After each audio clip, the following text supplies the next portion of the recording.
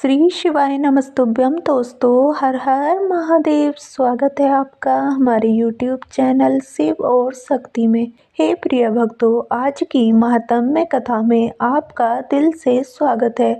आपका दिन शुभ और मंगलमय हो। हे प्रिय भक्तों, माघ मास का महात्म्य कथा सुनने से पहले श्रीमद् भागवत महापुराण की कथा का रसपान करते हैं। ओम नमो नारायणाय। सूत जी कहते हैं, स्वजनों से मिलने और पुण्य श्लोक भगवान श्री कृष्ण अब क्या करना चाहते हैं, यह जानने के लिए अर्जुन द्वारका गए हुए थे। कई महीने बीत जाने पर भी अर्जुन वहां से लौटकर नहीं आए। धर्मराज युधिष्ठिर को बड़े भयंकर अपशगुन दिखने लगे। उन्होंने देखा काल की गति बड़ी विकट हो गई है। जिस समय जो ऋतु होनी चाहिए उस समय वह नहीं होती और उनकी क्रियाएं भी उल्टी ही होती हैं। लोग बड़े क्रोधी, लोभी और असत्य परायण हो गए हैं। अपने जीवन निर्वाह के लिए लोग पापपूर्ण व्यापार करने लगे हैं। सारा व्यवहार कपट से भरा हुआ होता है। यहाँ तक कि मित्रता में भी छल मिला रहता है। पिता माता, सगे संबंधी, भाई और पति पत्नी में भी झगड़ा टंटा रहने लगा है। कली काल के आ जाने से लोगों का स्वभाव ही लोभ, दंभ आदि अधर्म से अभिभूत हो गया है और प्रकृति में भी अत्यंत अरिष्ट सूचक अपशगुन होने लगे हैं। यह सब देखकर युधिष्ठिर ने अपने छोटे भाई भीमसेन से कहा। युधिष्ठिर ने कहा, भीमसेन, अर्जुन को हमने द्वारका इसलिए भेजा था कि वह वहां जाकर पुण्य श्लोक भगवान श्री कृष्ण क्या कर रहे हैं इसका पता लगा आए और संबंधियों से मिल भी आए। तब से 7 महीने बीत गए, किंतु तुम्हारे छोटे भाई अब तक नहीं लौट रहे हैं। मैं ठीक ठीक यह नहीं समझ पाता हूँ कि उनके न आने का क्या कारण है। कहीं देव ऋषि नारद के द्वारा बतलाया हुआ वह समय तो नहीं आ पहुँचा है जिसमें भगवान श्री कृष्ण अपने लीला विग्रह का संवरण करना चाहते हैं। उन्हीं भगवान की कृपा से हमें यह संपत्ति, राज्य, स्त्री, प्राण, कुल, संतान, शत्रुओं पर विजय और स्वर्गिद लोकों का अधिकार प्राप्त हुआ है। भीमसेन, तुम तो मनुष्य में व्याघ्र के समान बलवान हो। देखो तो सही, आकाश में उल्कापात आदि, पृथ्वी में भूकंप आदि और शरीर में रोग आदि कितने भयंकर अपशगुन हो रहे हैं। इनमें इस बात की सूचना मिलती है कि शीघ्र ही हमारी बुद्धि को मोह में डालने वाला कोई उत्पात होने वाला है। प्यारे भीमसेन, मेरी बाईं जांघ, आंख और भुजा बार बार फड़क रही है। हृदय जोर से धड़क रहा है। अवश्य ही बहुत जल्दी कोई अनिष्ट होने वाला है। देखो, यह सियारिन उदय होते हुए सूर्य की ओर मुंह करके रो रही है।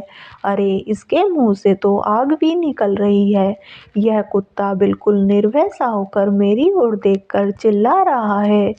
भीमसेन, गौ आदि अच्छे पशु मुझे अपने बाएं करके जाते हैं और गधे आदि बुरे पशु मुझे अपने दाहिने कर देते हैं। मेरे घोड़े आदि वाहन मुझे रोते हुए दिखाई देते हैं। यह मृत्यु का दूत पेड़ुकी, उल्लू और उसकी प्रतिपक्षी कौवा रात को अपने कर्ण कठोर शब्दों से मेरे मन को कपाते हुए विश्व को सूना कर देना चाहते हैं। दिशाएं धुंधली हो गई हैं। सूर्य और चंद्रमा के चारों ओर बार बार मंडल बैठते हैं। यह पृथ्वी पहाड़ों के साथ कांप उठती है। बादल बड़े जोर जोर से गरजते हैं और जहां तहां बिजली भी गिरती ही रहती है।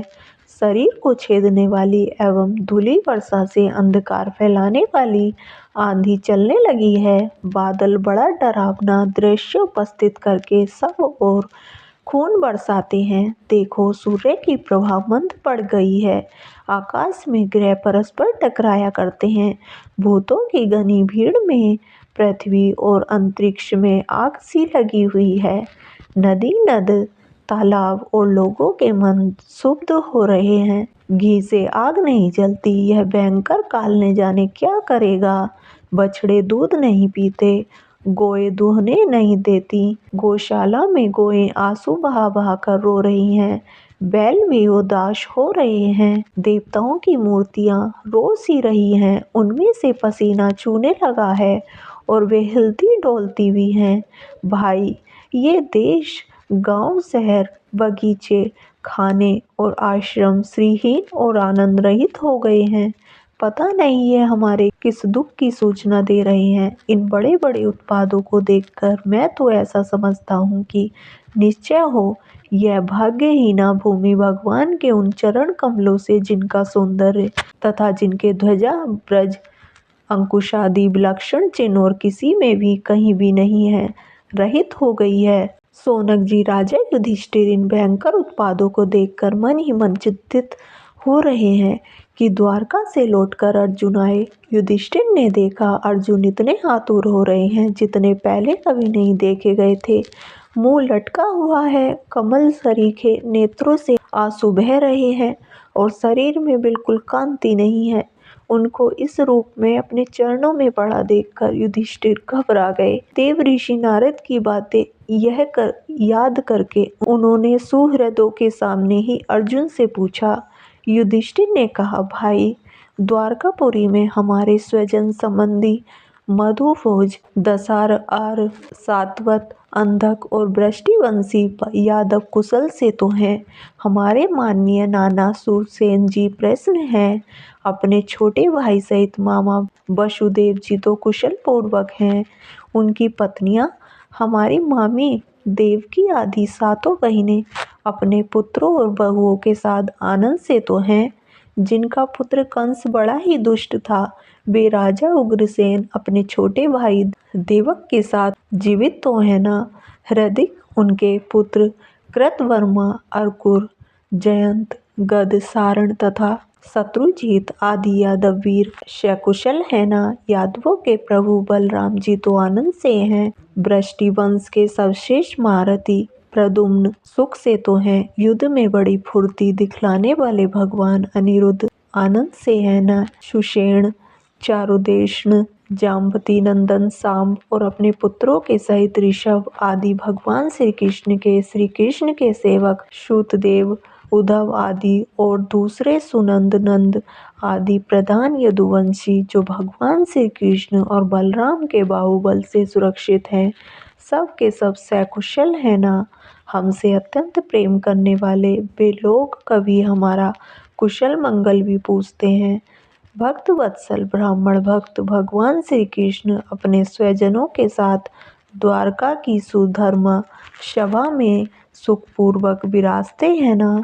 वे आदि पुरुष बलराम जी के साथ संसार के परम मंगल, परम कल्याण और उन्नति के लिए यदुवंश रूप क्षीर सागर में विराजमान हैं।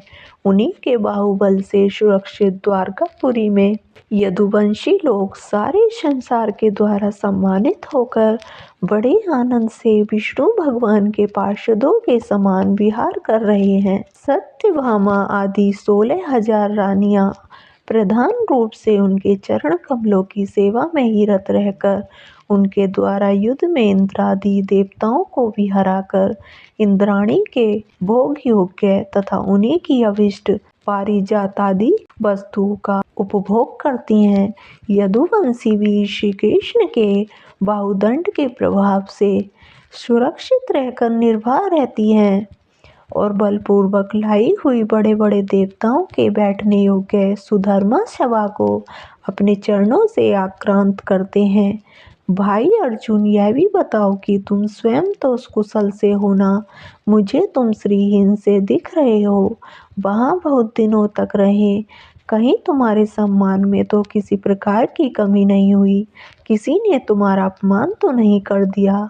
कहीं किसी ने दुर्भावपूर्ण अमंगल शब्द आदि के द्वारा तुम्हारा चित्त तो नहीं दुखाया, अथवा किसी आशा से तुम्हारे पास आए हुए याचकों को उनकी मांगी हुई वस्तु अथवा अपनी ओर से कुछ देने की प्रतिज्ञा करके भी तुम नहीं दे सके। तुम सदा शरणागतों की रक्षा करते आए हो। कहीं किसी भी ब्राह्मण, बालक, गो, बूढ़े, रोगी, अबला तथा अन्य किसी प्राणी का जो तुम्हारी शरण में आया हो तुमने त्याग तो नहीं कर दिया। कहीं तुमने अगम्य स्त्री से समागम तो नहीं किया, अथवा गमन करने योग्य स्त्री के साथ असत्कार पूर्वक समागम तो नहीं किया, कहीं मार्ग से अपने से छोटे अथवा बराबरी वालों से हार तो नहीं गए, अथवा भोजन कराने योग्य बालक और बूढ़ों को छोड़कर तुमने अकेले ही तो भोजन नहीं कर लिया। मेरा विश्वास है कि तुमने ऐसा कोई निंदित काम तो नहीं किया होगा जो तुम्हारे योग्य न हो अपने परम प्रियतम अभिन्न हृदय परम सुहृद भगवान श्री कृष्ण से तुम रहित हो गए हो, इसी से अपने को शून्य मान रहे हो। इसके सिवा दूसरा कोई कारण नहीं हो सकता जिससे तुमको इतनी मानसिक पीड़ा हो। हे प्रिय भक्तों, इससे आगे का वर्णन आप कल की कथा में अवश्य सुनिए। तो चलिए माघ मास की महात्म्य कथा सुनते हैं। ओम नमो नारायणाय। पथिक कहने लगा कि हे प्रेत, तुमने सारस के वचन किस प्रकार और क्या सुने थे, सो कृपा करके कहिए। प्रेत कहने लगा कि इस वन में कुहरा नाम की नदी पर्वत से निकली है। मैं घूमता घूमता उस नदी के किनारे पहुंचा और थकावट दूर करने के लिए वहां पर ठहर गया। उसी समय लाल मुख और तीखे दांतों वाला एक बड़ा बंदर वृक्ष से उतरकर जल्दी से वहां पर आया जहां एक सारस सोया हुआ था। उस चंचल बंदर ने कई एक पक्षियों को देखकर उस सोए हुए सारस को दृढ़ता से पैरों से पकड़ लिया और तो सब पक्षी उड़कर वहां से चले गए, परंतु सारसी भयभीत होकर विलाप करती हुई वहीं पर रुक गई। नींद के दूर होने तथा भय से नेत्र खोलकर सारस ने बंदर को देखा और मधुर वाणी से कहने लगा, हे बंदर, तुम बिना अपराध मुझको क्यों दुख देते हो? इस संसार में राजा भी केवल अपराधियों को ही दंड देता है। तुम्हारे जैसे श्रेष्ठ प्राणी किसी को पीड़ा नहीं देते। हम अहिंसक और दूसरे के कर्मों को नहीं देखते। जल की काई खाने वाले, आकाश में उड़ने वाले, वन में रहने वाले, अपनी स्त्री से प्रेम करने वाले, दूसरों की स्त्री को त्यागने वाले, दूसरों की बुराई से दूर रहने वाले, चोरी न करने वाले, बुरों की संगति से वर्जित, किसी को कष्ट न देने वाले हैं। सो इस प्रकार मुझ निपराधी को हे बंदर छोड़ दो। मैं तुम्हारे पहले जन्म के वृतांत जानता हूँ। यह वचन सुनकर वह बंदर उसको छोड़कर दूर बैठ गया और कहने लगा कि तुम मेरे पूर्व जन्म के वृतांत को कैसे जानते हो? तुम अज्ञानी पक्षी हो और मैं वन में घूमने वाला हूँ। सारस कहने लगा कि मैं अपनी जाति की स्मृति के बल से तुम्हारे पूर्व जन्म का सब वृतांत जानता हूँ। तुम पूर्व जन्म में विंध्य पर्वत के राजा थे और मैं तुम्हारे कुल का पूज्य पुरोहित था। तुम राजा होकर अपनी प्रजा को पीड़ा दिया करते थे। विवेकहीन तुमने बहुत सा धन इकट्ठा किया, सो वानर प्रजा की पीड़न रूपी अग्नि की ज्वाला से तुम पहले ही थक चुके हो। पहले तो तुम कुंभिपाक नरक में गिराए गए। तुम्हारे शरीर को नरक में 3000 वर्ष बीत गए। फिर नरक से निकलकर बचे हुए पापों के कारण इस बंदर की योनि में आए और मुझको मारना चाहते हो। पूर्व जन्म में तुमने ब्राह्मण के बाग से लूटकर बलपूर्वक फल खाए थे। उसका यह भयंकर फल हुआ कि तुम वानर और वनवासी हुए। प्राणी अवश्य में अपने किए हुए कर्मों को भोगता है, इसको देवता भी नहीं हटा सकते। इस प्रकार मैं सारस का जन्म लेकर भी अज्ञान से मोहित नहीं हुआ। इतनी कथा कहकर बानर कहने लगा कि यदि ठीक ही जानते हो तो बताओ तुम पक्षी कैसे हुए? सारस कहने लगा कि मेरी दुर्गति का कारण भी सुनो। तुमने नर्मदा नदी के किनारे वह सूर्य ग्रहण के समय बहुत से ब्राह्मणों के निमित्त 100 ढेर अन्न के दान किए थे। मैंने पुरोहिताई के मध्य से थोड़ा सा ब्राह्मणों को दिया और बाकी सब मैं आप हर ले गया। इन ब्राह्मणों के द्रव्य का अपहरण करने के पाप से मैं पहले कालसूत्र नरक में और फिर रक्त करदूम नरक में, जहाँ पर बड़े बड़े कीड़े थे और रक्त तथा पीप से भरा हुआ नाभि तक, नीचे सिर और ऊपर पैर किए हुए पीप चाटता हुआ उस दुर्गंध वाले नरक में कीड़ों आदि से काटा जाकर 3000 वर्ष तक उस यातना को भोगता रहा। मैं नरक के दुख का वर्णन नहीं कर सकता। फिर नरक की यातना से मुक्त होकर यह सारस का जन्म पाया, क्योंकि पूर्व जन्म में अपनी बहन के घर से कांसे का बर्तन चुराया था। इसको मैंने एक जुआरी को दिया, इसी से मैं सारस योनि में आया।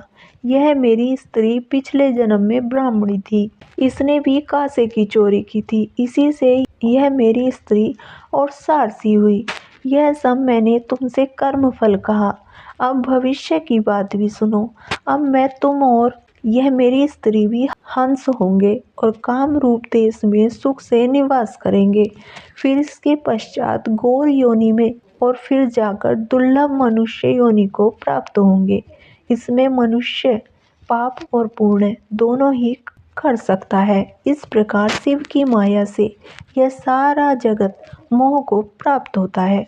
न केवल हम ही परंतु इस संसार के सभी जीव प्रवृत्ति मार्ग में फंसकर अच्छे और बुरे कर्म करते और उनका फल भोगते हैं। इसलिए सब प्राणियों को धर्म का सेवन करना चाहिए। देवता, असुर, मनुष्य, व्याघ्र, कीड़े मकोड़े सभी से कंटक रूपी मार्ग नहीं छूटता। केवल वेदांत जानने वाले योगी ही इस मार्ग से बच सकते हैं। इसी कारण बड़े बड़े महात्मा भी कर्म फल को टाल नहीं सकते। उपाय से तथा बुद्धि से कोई भी इसको नहीं बदल सकता। तुम पहले राजा थे, फिर नरक में गए, अब बंदर की योनि में वन में फिरते हो और फिर भी ऐसा ही जन्म पाओगे। ऐसा विचार कर आनंद पूर्वक और धैर्य धरकर विचरते हुए काल की प्रतीक्षा करो। तब वानर ने कहा कि पहले जन्म में मैं तुम्हारी पूजा करता था, अब तुम मुझको प्रणाम करते हो। तुम जाति के स्मरण से मेरे पूर्व जन्म के वृतांत को जानते हो। आनंद पूर्वक रहो, तुम्हारा कल्याण हो। तुम्हारे वचनों को सुनकर मैं मोह रहित होकर वन में विचरूंगा। प्रेत कहने लगा कि हे पथिक, मैंने नदी के तट पर बंदर और सारस का यह संवाद सुना, तब मुझको बोध हुआ और मोह तथा शोक का नाश हुआ। तो हे प्रिय भक्तों, इससे आगे का वृतांत आप कल की कथा में अवश्य सुनिए। तो कैसी लगी आपको आज की कथा? अगर वीडियो पसंद आई हो तो वीडियो को लाइक करें, चैनल को सब्सक्राइब करें और कमेंट बॉक्स में हर हर महादेव अवश्य लिखें। धन्यवाद।